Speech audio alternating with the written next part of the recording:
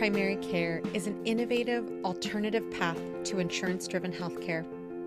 Typically, a patient pays their doctor a low monthly membership and, in return, builds a lasting relationship with their doctor and has their doctor available at their fingertips.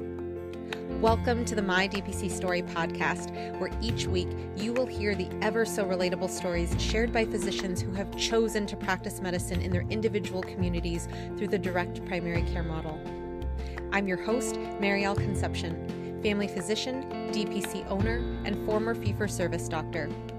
I hope you enjoy today's episode and come away feeling inspired about the future of patient care, direct primary care.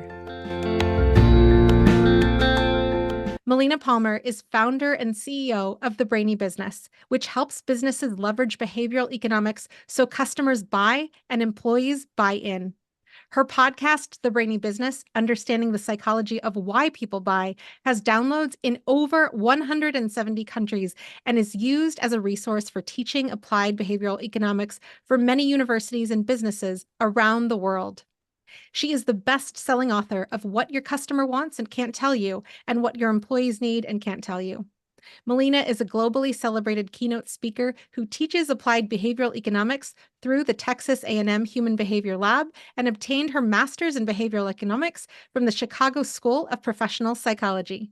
She is a proud member of the Global Association of Applied Behavioral Sciences, and Melina has contributed research to the Association for Consumer Research, Filing Research Institute, and writes on behavioral economics and business for Inc. Welcome to the podcast, Melina. Oh, thank you so much for having me. Delighted to be here. As we hear doctors share their stories, we definitely hear how people are talking about behavioral economics without saying behavioral economics. So you are an expert.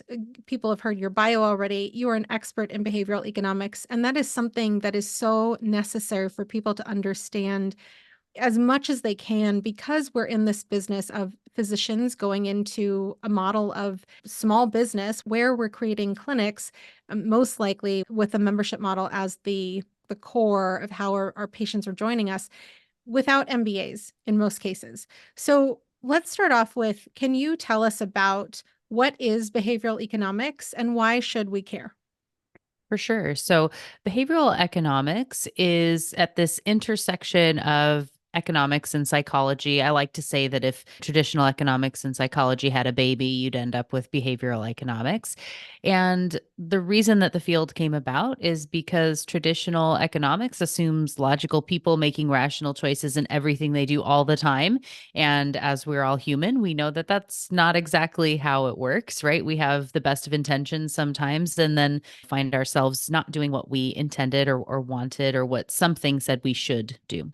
And so this field is essentially where you had psychologists, economists, neuroscientists, people working together, entering into one another's fields to try and see if there were these connections within the brain, ways that we could better predict behavior of what people will actually do instead of what someone somewhere thinks they should. And thankfully, there are lots of them. And that is how the field of behavioral economics is born. And so, as an applied behavioral economist, I help people to understand what those rules are that the brain is using to make decisions so that you can use that in the way that you're communicating, in how you build out your business, whether that's on that customer facing side or with internal communication and employees, to make it just so it's easier for people naturally to do business with you. We have customers who are our members. In my own clinic, I have people who I'm like, I never thought that you would join my clinic. And I have some people who are like, I knew for sure you were going to join. And so the physicians who are opening, especially if they're already known in the area, it's very interesting to see what happens in terms of members who join on at a practice. I want to go now into this idea after reading your book, The Truth About Pricing, which is a must read. And we'll get to where you guys can find the book as well as where to get a free chapter of that book, as well as Melina's other books. But I want to go into this idea of quality versus value. That's something that you hit early on in your book and you continue to talk about throughout, because it's really setting the foundation for predicting what a person will do based on what they value. So can you talk to us about what is a quality business versus what is a value business?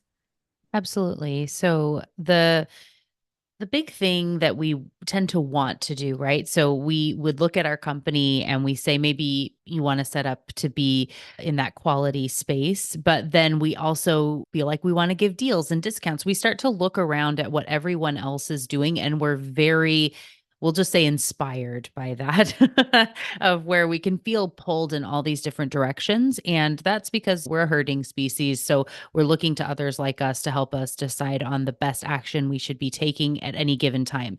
The problem is if you're doing that in a reactive way and you haven't built out the brand to say we're in camp A or camp B, it can make it to where it's very confusing for someone to classify your business and how they would be buying from you, right? So this quality and value aspect is, as you said, it's really one of the most important decisions that I think every company needs to make as they build out their brand messaging, their product offering, and ultimately their pricing.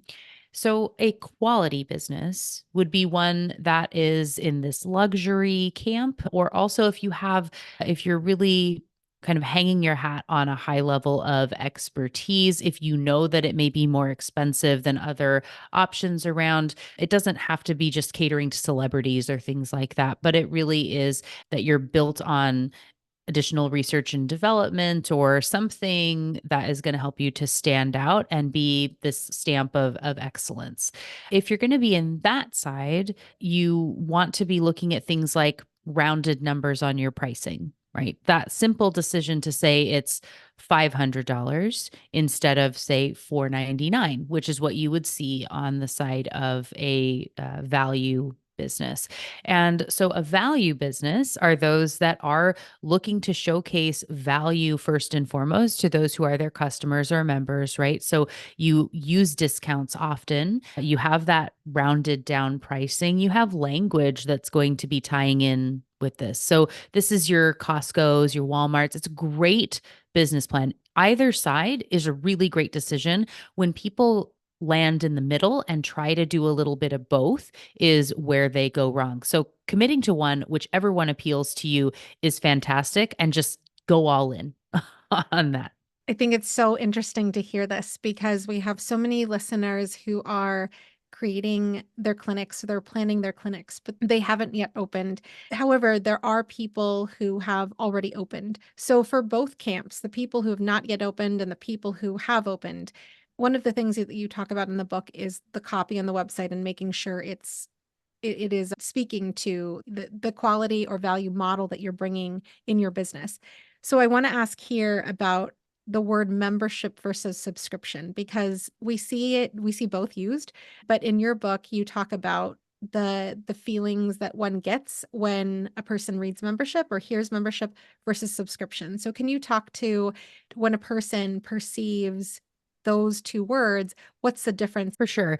And so, good news too for those who are listening, whether you've already launched or you haven't. So, for those who are in the, "Oh, I've already done it, and oh no, there's a mix of language here," right? Okay. Don't worry about it. You can commit to something now, even if you're already down the path, and you can adjust. And so, with that, too, it's important to know that people aren't paying as much attention to us as we may like to think that they are, which in this case can be a real blessing, right? So to say, even if you've already been using a jumble of different numbers and you want to swap something out somewhere, you really have the option to be able to make those adjustments in a way that people won't notice as much as you think that they will. So it's okay to do that now if you decide you want to go one route or the other. As you're looking for a model that is going to align with whether you've chosen to be on that value side or the quality side, the something that's like a subscription is going to be more in that value approach, right? It is this transactional piece. I'm getting something here and it's more like one-on-one with the business. Something that's on a quality side, maybe you have more interaction, more of this tie-in of a brand identity. It's going to be more of that membership model. Sometimes those can include engagement at a point where you have benefits from the power of everyone else who's there with you in that model, right? So maybe we have interaction points that we're building additional value in to this idea that has more quality to it, whatever that may mean for you and your business. The thing that you can be keeping in mind as you're looking at your language, whether it's around this calling it a membership or a subscription, or if it's just your general approach in quality and value, is to be thinking about the way you talk about it and what's most important, right? Because we can reframe and say the exact same model with very similar pricing. We could adjust how we talk about it in a way that we're focusing on something else that's going to be very appealing to the right audience. And to for another DPC business, they could be saying, okay, we want to talk about it this other way, even if your model is almost exactly the same, if you're going to pick what's more appealing for you. So on a quality side here, we're not so worried about the price of what it costs to be part of this membership, right? So, what are these great value adds that someone would feel are worth investing in? And a word like investment is something that really ties in well with a quality business. And if it's not about the money, it's not about the price, it's about having exclusive advantages, right? That I'm able to directly connect. I have direct access to my doctor and they're going to make home visits or whatever these aspects are that tie in, or you have specific expertise that you're able to be leveraging, or a network of other doctors that have specialties, whatever this is that ties in for you can be talking about that side of it. And then it happens to cost this much per month to be a part of the club, but maybe it's a scarcity piece that you only have a certain number of patients, members that can be in that club, so to say. And people don't want to miss out on that opportunity. You talk about how you only take on a certain number of patients. And if they want to be a part of your expertise, they pay for that. And that's going to appeal to a certain clientele. The other side, if you're looking to say, hey, insurance is really expensive. We don't want to have to be doing this in this way. So we've set it up in this everyone's bettering each other, community minded, and you pay a little bit less. We actually get more of that revenue and we're able to dedicate to you and spend more time. But it's on that value side conversation. And for the low price of, you know, X 99 a month, you're able to be a part of this for that subscription to be able to have access to us. But it's not about all these, you don't want to then add in all these exclusive, expensive benefits because that's not what it's about. And that's going to make it to where the model, you're giving away things that that person doesn't necessarily want or need. And it's just making it to where it's less profitable for your organization. It's super interesting because even yesterday I was speaking with a doctor who has their pricing on their website and it says for this price, these are all of the things that you get. And this price, these are all of the things that you get. And I wonder here, in terms of when a person is even looking at their own copy, do you find that it's more helpful for the brain to be able to buy into quality versus value if there is more copy versus less copy on a website? Not necessarily. I think in general, it is easier to buy into anything when there is less copy. If it's really thoughtful, useful copy, when you have too much, we will look at that and go, we'll come back to that and may or may not ever do so. And especially if you're looking at something like healthcare, where someone already has a real there's a lot of stress and strain and cognitive load there. It can be difficult to make decisions. And if it feels it's this small font and tons of words, no thanks, right? I don't want to deal with that. So having it to where you do have less, but it's really clear and concise. So I understand what the value is to me, and I can go look up additional details if I want. I can get some extra information about things that I may need to learn more about. But if I can very quickly see why this matters to me and it's going to really draw me in, and if you've been very clear in the word choices and how you're framing that value proposition, whether it's that quality side or value side, it's going to make it to where the right audience says, yes, that is the thing for me. One thing I do want to mention that we haven't said yet is a quality business can still be providing good value to the people that are coming to them. So it's not saying it's exorbitant for the sake of being so, right? It can still be a really good value, but that's just not the main point, right? That's not what you're focusing on. And the way that someone may classify that value is a little bit different. Similarly, we're not saying that a value business is of poor quality, but it's again not the main driving force of what comes out, what we think about those businesses. So, again, bringing it to a Costco and talking about their website or even being in the space, it is very obviously a warehouse when you go into a Costco. They don't have fancy signage. They aren't doing big expensive ads. And when you do go to their website, it's simple in a way that says, hey, we spend as much as we have to for this thing to work for you and to make it easy to navigate. But we're not investing in really expensive marketing and things that you would then just have to pay for because we care about that value for you, our member, right? That's what it means to be a member of Costco. And you have some key points of value there. Whereas brands like Cartier or Louis Vuitton or whatever, that they are more on that quality side. They have a really luxurious simplicity when you are there. It's so thoughtful, and you get the little gift when you come in of they're serving champagne because you're going to try on engagement rings, and they give you little cakes, and it's velvet chairs, and it feels very different. And similarly, their website is one of this simple luxury, and you know that they invested a ton of money to make it that simple. And so you can still have the same concept, but in a very, very different way. And we are able to intuit, absorb as a human as you go in and go, whoa, like this is a thing. And it's either saying, wow, this luxury, I feel it. And it makes it to where I know either if I'm going to be investing in this, it's going to be expensive without them having to say, hey, it's really expensive. Right. Also, on the other side of that simple, like on the Costco side, you can feel it without them having to say it.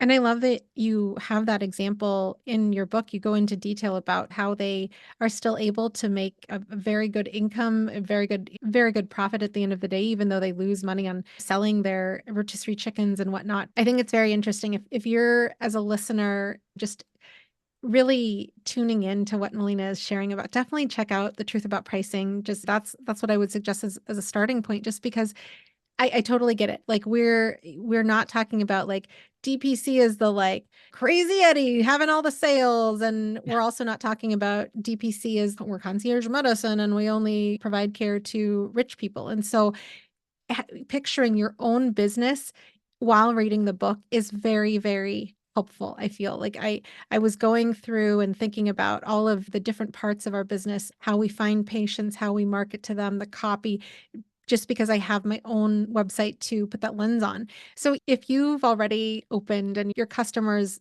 might not understand, are you quality versus value, and you're looking to strengthen one or the other, the one of the things that we see often in DPC is people adding on one-off services for members as well as non-members. So I want to get your take on how you would talk to people and how you would challenge people to think if they're wanting to add to their primary care practice where they see colds and rashes and pregnant women and people who are in hospice, and they also want to add on aesthetics, or they also want to add on regenerative medicine or something that is available again to members and non-members, and people tend to do discounts for members versus not offering the same discount to non-members.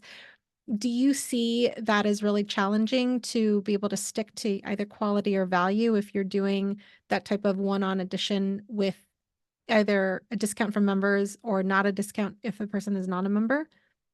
Yeah, I think the most important thing to be considering through all of this as you're approaching your business and the decisions you're going to be making there is to be really thoughtful about why you're going to do anything.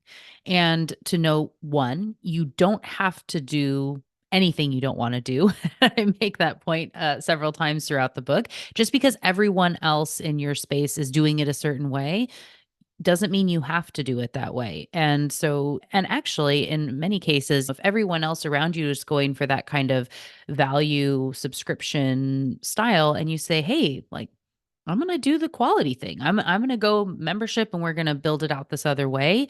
That's amazing because you're going to fill a need that there are too many people doing maybe the other thing near you. So don't feel like you have to do one or the other. And then along the same lines, just because everyone else is starting to offer all these other things, as maybe you have a mastermind group of others like you and you're seeing what they're doing and say, okay, I guess I should do this and I should do that. And how do I cram this all into my model?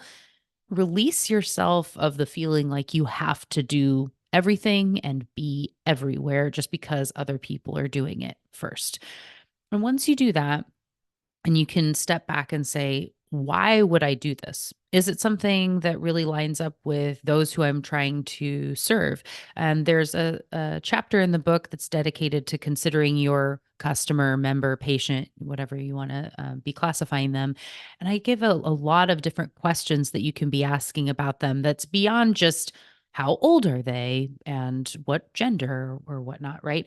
But being able to say something that seems really strange, like, if they were a Starbucks drink, what would they be and why? Or if they were a make and a model of a car, what would they be and why? And it feels very weird to ask these sorts of questions, but there are real reasons behind it because it can help you to understand motivation and align with what matters to them in a way that they can really feel seen, that goes beyond some of that demographic that we tend to look at.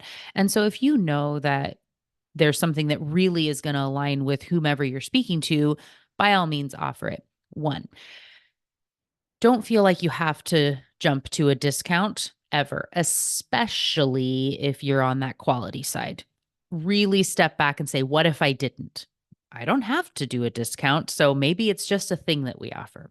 And so when we think about the framing there, it may be that there's a perk or a benefit that comes to people that are members on that quality side. They get an extra something that can feel like you're not having to say it's a discount, something that's going to feel like it's cheapening what that opportunity is, right? On the value side, you can be doing discounts all over the place. It's kind of built into the model. Still be really thoughtful about it and don't just keep throwing things in, but also looking for ways that you can be having them be scarce or going to be helping someone to use that to be a decision motivator is something that's useful when you can incorporate that into the model. One thing that I want to point out is that the idea of like you don't have to do it like everybody else. I love having so many stories on this podcast where physicians are sharing how they're doing it in their own communities. And if as a person listens, I think one of the funnest things is to say, "Oh, that was so interesting. If I did that in my community, I would do it the same, different, similar." And you literally can envision your business and how you would deliver it by listening to other people's stories, which I think is really awesome because it's not often that we find in medical school physician entrepreneurs talking to medical students. So there's a whole library of people to listen to. And just to put a note here, if you're interested in this, which I definitely am, definitely listen to Melina's podcast, The Brainy Business. It is amazing. And there's so many, like, you get to go down these rabbit holes into all these little topics of lead gen and how to think about that with lots of experts that she brings onto the podcast. So, how you mentioned discounting, not necessarily having to discount, and ways to reframe, because there's definitely people who put out there, we include 3 OMM sessions for those people who do osteopathic manipulation versus members get a discount of 50% off if they want the same service. So definitely something for people to think about as they're developing their copy and as they're developing their elevator pitches to talk about services that they're providing.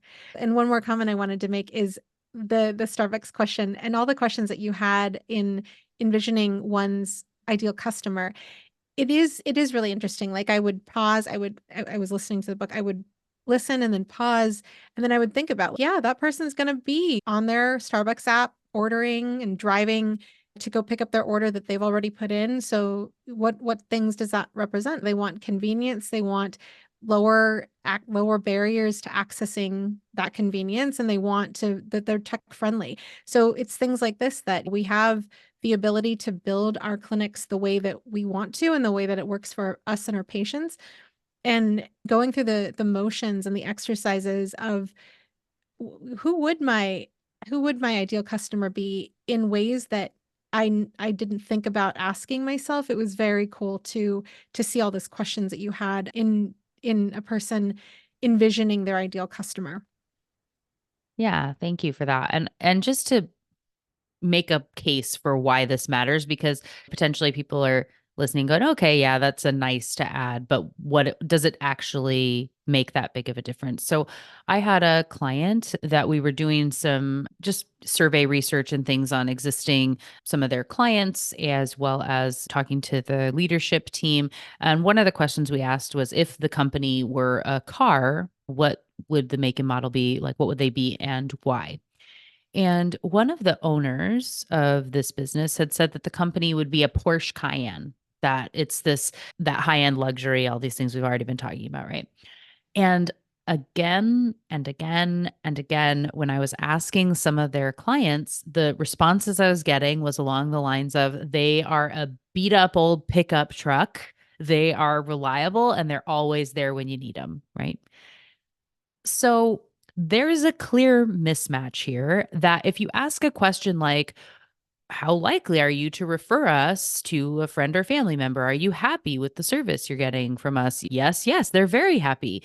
But the problem is, if the owners are thinking about their business as a Porsche Cayenne, and their customers are thinking about them as a beat up old truck, it's a really big issue. And this is where for them it was a quality value problem.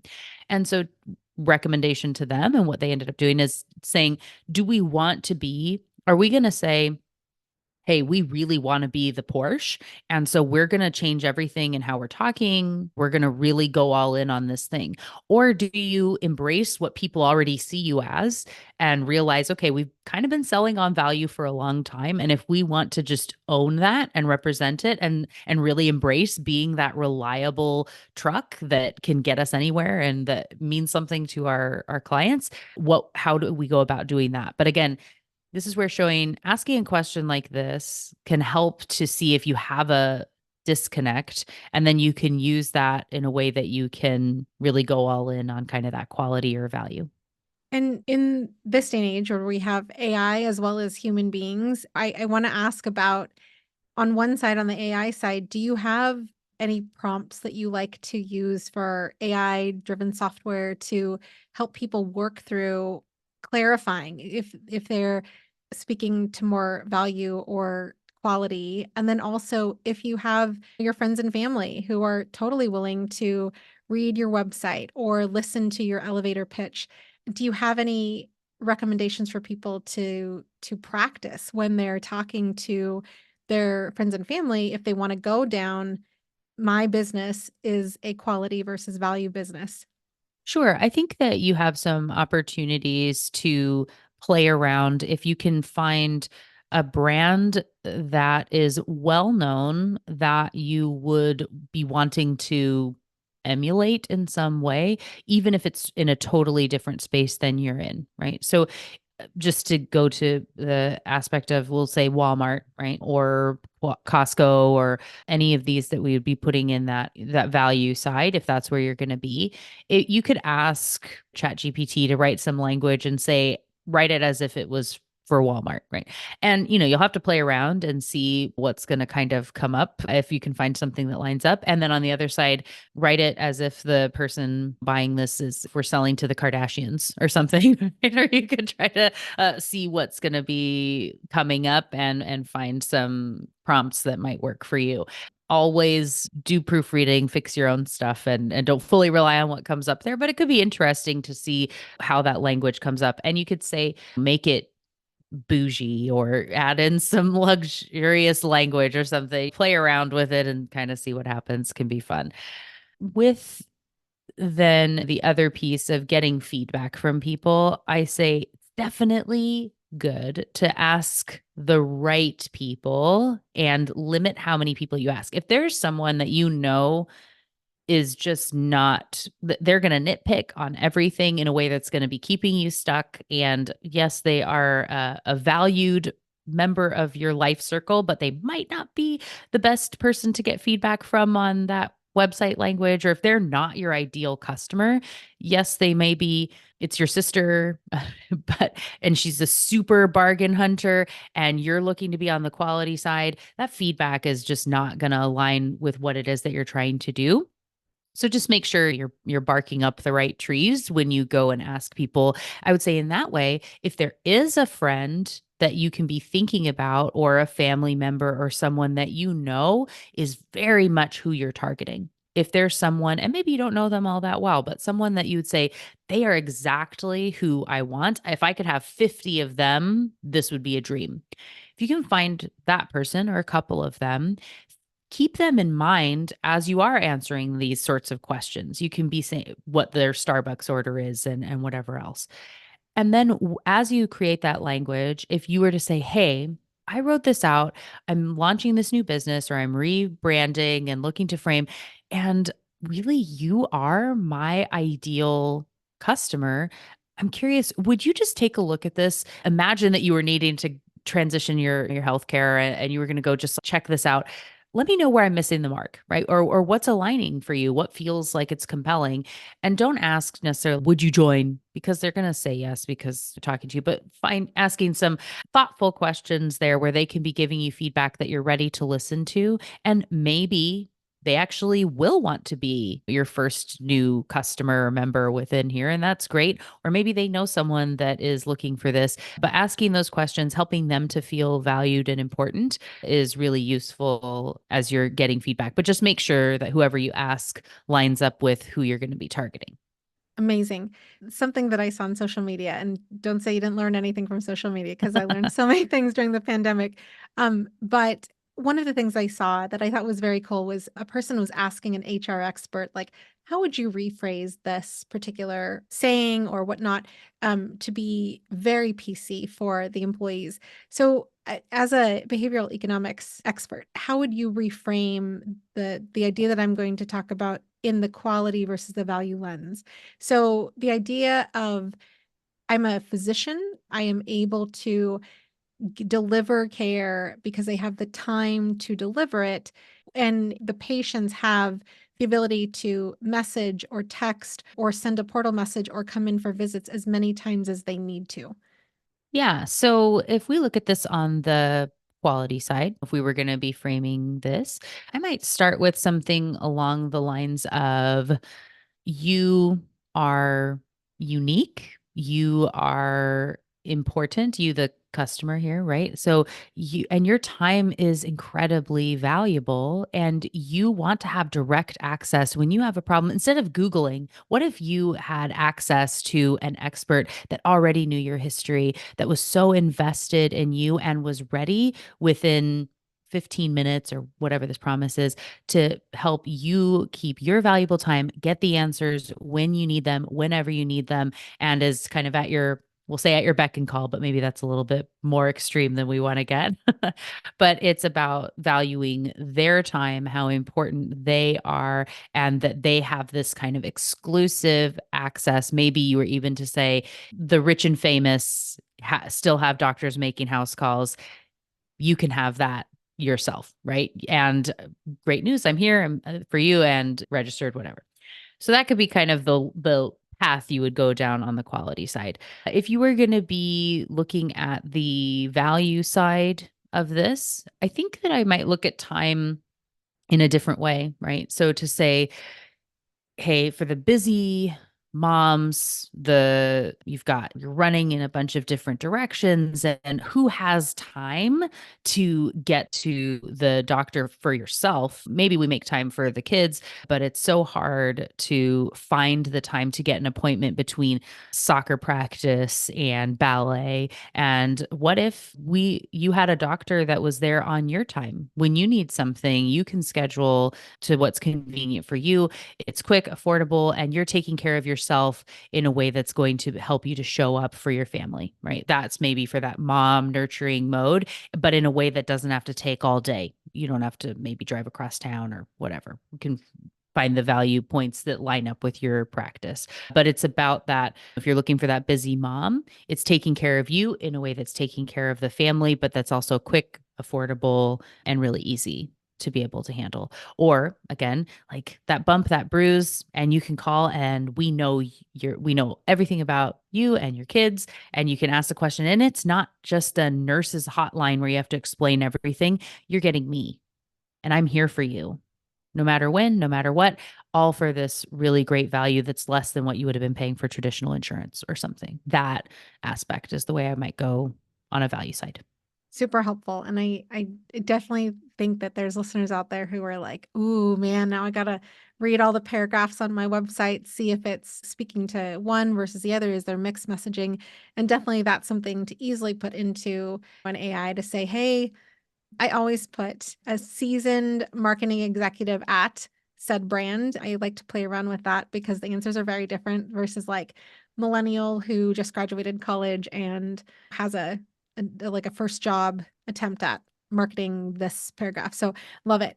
So let me ask you now about the customer journey, and the customer journey, which I loved how you presented it in the book, was not just about when the customer becomes a paying customer.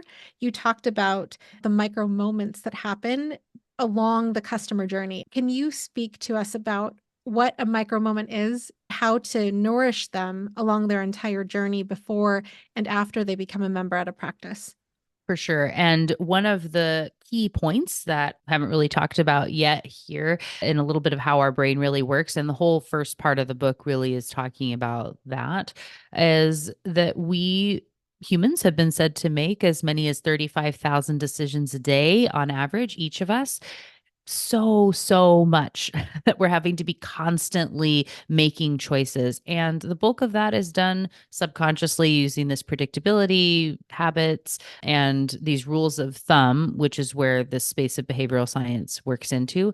And so if we know that, and we understand some of those rules that that subconscious is using, and we know that really our life is this series of micro moments and tiny choices that we're making, and where that subconscious, which is doing the bulk of that, is able to say, ooh, I like that, or this is interesting, or what's this? And it's pulling focus at various areas and making choices based on what it thinks is best at any given time.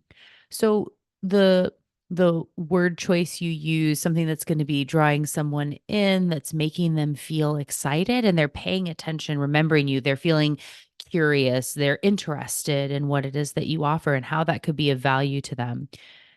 Those moments before the decision are so key. And it's important to know in this way, your company, your brand, everything that you offer is just a series of micro moments of decision points.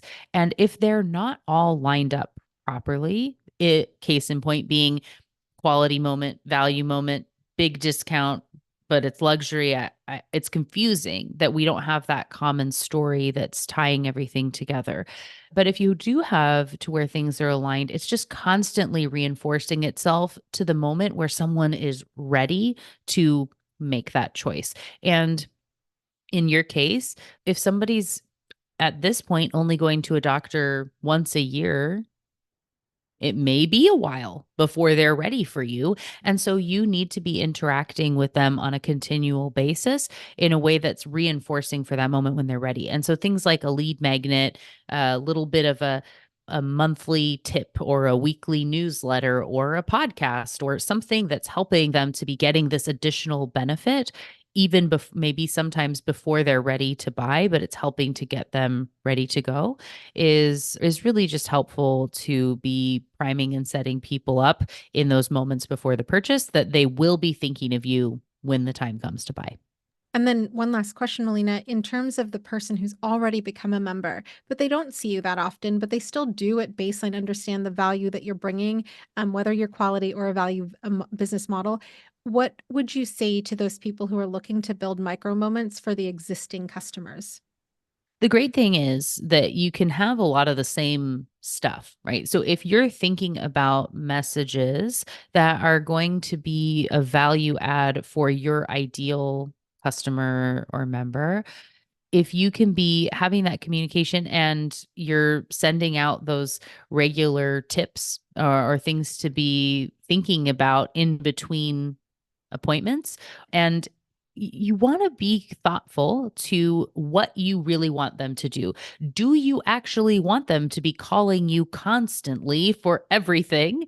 Probably not. But you want them to be thinking about you and maybe using this service a couple times a year, right? But what's the goal that you're trying to get here? And how can you make that clear in the way that you're going to be communicating so that they're getting value from that membership or subscription in a way that they don't think about canceling because they're getting a little something, little bites along the way, and they know that you're there when you need them or when they need you, and that's all really great, but it's not that you have a bunch of people that are never leaving you alone because that's not going to be of good value either. So, but leveraging something like social proof to say, most common question I got last month was about this, and here's the answer that I gave. Or if you're able to say, hey, it's getting into the summer, and I know that bee stings end up being something that's really important for a lot of people to be thinking about. How to know, here are 3 things to be more bee friendly, or like to what to do if there's a bee sting or something, right? That you can be sharing, when to know it's a problem, being proactive, that someone's thinking, thank you so much, because in that moment, I'm not going to want to have to go find this, right? So those sorts of things can be helping you be top of mind, that you're helpful before they even knew they needed to ask, in a way that they want to keep investing in that. This has been so helpful, and I really hope that the audience takes away everything that you've said, puts a lens over their own business to evaluate, is their brand, copy, everything fitting in with the way that they want to continue in the future. So thank you so much, Melina, for joining us. And for those people who are like, I want to know more, please check out thebrainybusiness.com/my DPC story, where you can find all of Melina's books in written form as well as audio, and you can download a free chapter of her books as well. So thank you again so much for joining us and sharing today. Of course. Thanks for having me. Thank you for joining us for another episode of My DPC Story, highlighting the physician experience in the world of direct primary care. I hope you found today's conversation insightful and inspiring. If you want to dive deeper into the direct primary care movement, consider joining our My DPC Story Patreon community. Here, you'll have access to exclusive content, including more interview topics and much more. Don't forget to subscribe to My DPC Story on your podcast feed and follow us on social media as well. If you're able, I'd greatly appreciate if you could leave us a review. It helps others to find the podcast. Until next time, stay informed, stay healthy, and keep advocating for DPC.